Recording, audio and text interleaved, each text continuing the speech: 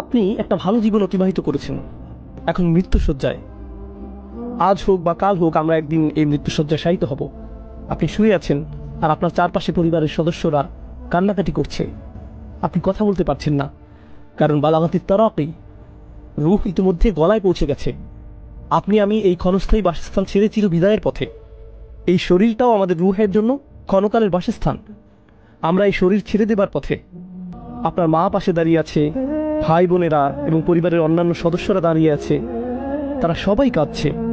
ঠিক সেই সময় আপনার চোখ খুলে গেল, এমন কিছু দেখতে পাচ্ছেন যা অন্য কেউ দেখছে না। দেখতে পেলেন ফেরেশতারা নেমে আসছে। আশেপাশের কেউ এই দৃশ্য দেখতে পাচ্ছে না, কিন্তু আপনি দেখতে পাচ্ছেন, কারণ অদৃশ্যের পর্দা আপনার সামনে থেকে সরে গেছে। আর যখন মানুষ ফেরেশতাদের দেখতে পায়, তখন তারা শুধু দুই দলের ফেরেশতাদের মাঝে যে কোনো এক দলের দেখা পায়।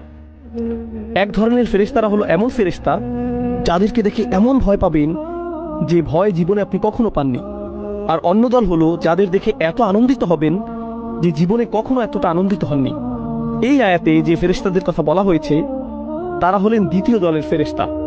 তারা আপনার জন্য আনন্দ বার্তা নিয়ে আসবে এবং বলবে, আল্লাহ তাখাফু ওয়ালা তাহজানু, ভয় পেও না, দুঃখ করো না। আলিমরা এই বক্তব্যের ব্যাখ্যা নিয়েও অনেক আলোচনা করেছেন। ভয়ের ব্যাপারটা বুঝলাম, আপনি মারা যাচ্ছেন তাই ভয় পাওয়াটা স্বাভাবিক। এখানে লা তাহজানু, দুঃখ পেও না কেন বলা হলো? দুঃখ এবং মনোবেদনা আসে পূর্বে ঘটে যাওয়া কোনো ঘটনা থেকে, যেটা ইতিমধ্যে ঘটে গেছে। তাহলে এখানে কেন লা তাহজানু উল্লেখ করা হলো? কারণ একজন বিশ্বাসীর ভাবনাটা তখন এমন থাকে, হায় হায় ফেরেশতারা চলে এসেছে, আমার তো আরো তওবা করা দরকার ছিল, আমার আরো কিছু দোয়া করার দরকার ছিল, আমি তো এই বছর ইতিকাফ করার প্ল্যান করেছিলাম, আমি আরো কোরআন তেলাওয়াত করতে চেয়েছিলাম, আমার মায়ের সাথে আরো কিছু সময় ব্যয় করতে চেয়েছিলাম, আমার ভাইকে সাহায্য করতে চেয়েছিলাম, অমুক অমুক ব্যক্তিকে টাকা দিতে চেয়েছিলাম, আমি আরো কিছু সাদকা করতে চেয়েছিলাম, আমি বেহুশ হওয়ার পূর্বে চেকটা সই করতে চেয়েছিলাম। এখন আমি হাসপাতালে আর আপনারা চলে এসেছেন, আপনারা আমাকে নিয়ে যাওয়ার পূর্বে একটু চেকটা লেখার সুযোগ দিবেন। তখন ফেরেশতারা বলবেন, চিন্তা করো না, তোমার কোনো সমস্যা নেই, তুমি যথেষ্ট ক্রেডিট অর্জন করেছো এবং সফলতার সাথে উত্তীর্ণ হয়েছো। লা তাহজানু ওয়া আবশিরু বিল জান্নাহ, দুঃখ করো না এবং জান্নাতের সুসংবাদ গ্রহণ করো। আল্লাতী কুনতুম তুআদুন, যার প্রতিশ্রুতি তোমাকে সব সময় দেওয়া হতো। চিন্তা করে দেখুন, মানুষটি মৃত্যুশয্যায়, তার আশেপাশে সবাই কাঁদছে, তার সে সময় এক ফোঁটা চোখের পানি ফেলার শক্তি পর্যন্ত থাকে না, কিন্তু ভেতরে ভেতরে তিনি এমন চরম আনন্দিত যে জীবনে কখনো এমন আনন্দিত হননি। কারণ তিনি মাত্রই জান্নাতের গ্যারান্টি পেলেন। আল্লাহ আজ্জা ওয়া জাল্লার চাইতে কে আমার আপনার বেশি যত্ন নেয়? কেউ না। কে সবসময় আমাদের সাথেই ছিলেন?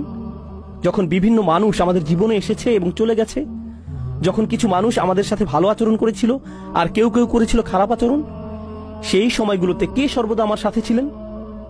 আমার ভালো চেয়েছেন এবং আমাকে নিরাপত্তা দিয়ে গেছেন। পরীক্ষা যেমনই হোক না কেন, কে সারাক্ষণ আমার সাথে ছিলেন, কখনোই আমাকে পরিত্যাগ করেননি।